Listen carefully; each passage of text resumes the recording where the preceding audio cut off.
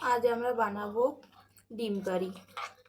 ডিম কারি বানানোর জন্য, ডিম কারি বা ডিমের ঝোল বানানোর জন্য আমরা ডিমগুলো সেদ্ধ করে নেব। আমি এখানে 5টা ডিম নিয়ে সেদ্ধ করে নিয়েছি। এখন যতক্ষণ সেদ্ধ হচ্ছে ততক্ষণ আমি ডিম কারি বানানোর জন্য যে মশলাটা দরকার সেটা আমি রেডি করে নিই। আমি এটা শিলপাটাতে পিষে নেব। আপনারা চাইলে মিক্সিতেও পিষে নিতে পারেন। জিরেটা আমার বাটা হয়ে গেছে। এখন আমি 6-7 কলি রসুন বেটে নেব, সঙ্গে এক টুকরো আদাও বেটে নেব। তারপর কিছু কাঁচা লঙ্কা বেটে নেব।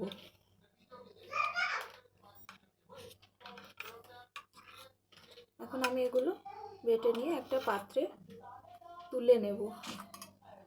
পেঁয়াজটা আমি পাতলা পাতলা করে কেটে নিয়েছি। ডিমটা সেদ্ধ হয়ে গেছে। এখন ডিমগুলো আমি অন্য পাত্রে তুলে নিয়ে ডিমের খোসাটা ছাড়িয়ে নেব। এখন চুলার উপর কড়াই বসিয়ে কড়াইটা গরম করে ওর ভিতরে তেল দিয়ে দেব 4 চা চামচের মতো। আমি কম তেলেই রান্নাটা করে দেখাবো আপনাদের, আর কম মশলার ভিতরে। আমি 2টো আলু নিয়ে চৌকো করে কেটে নিয়েছি। এখন ডিমটা আমি একটু কেচে নেব। ডিমটা কাঁচা হয়ে গেছে আমার। এদিক থেকে আলুটাও লাল লাল করে ভাজি করে নিয়েছি। এখন ডিমটাও আমরা লাল লাল করে ভাজি করে নেব।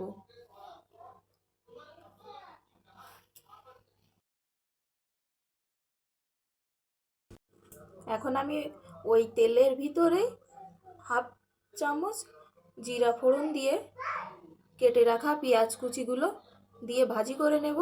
ওর ভিতরে 2 টুকরো আমি চুই ঝাল দিয়েছি, আর লঙ্কা বাটাটা দিয়ে একটু ভাজি করে নেব। তেলটা যতক্ষণ না ছেড়ে আসছে ততক্ষণ আমি মশলাটা একটু ফ্রাই করে নেব। আমাদের মশলাটাও তেল ছেড়ে দিয়েছে। এখন মশলাটা আমাদের ফ্রাই হয়ে গেছে। এর ভিতরে আমি ডিম আর আলুটা দিয়ে একটু কষিয়ে নেব।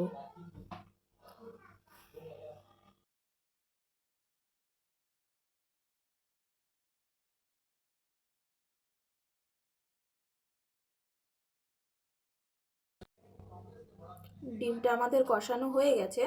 এখন আমি এর ভিতরে 2.5 কাপ মতো জল অ্যাড করে দেব। 1/2 চা চামচের মতো আমি লবণটাও দিয়ে দিয়েছি। হলুদটা একটু কম লাগছে, এখন আমরা হলুদটাও এর ভিতরে অ্যাড করব। তারপর এর ভিতরে আমরা আদা পেস্ট আর জিরে পেস্টটা দিয়ে দেব। আদা আর জিরে পেস্টটা ঝোলের ভিতরে দিলে অনেক বেশি টেস্টি লাগে। আপনারা যখন রান্না করবেন একবার এরকমভাবে রান্না করে দেখবেন।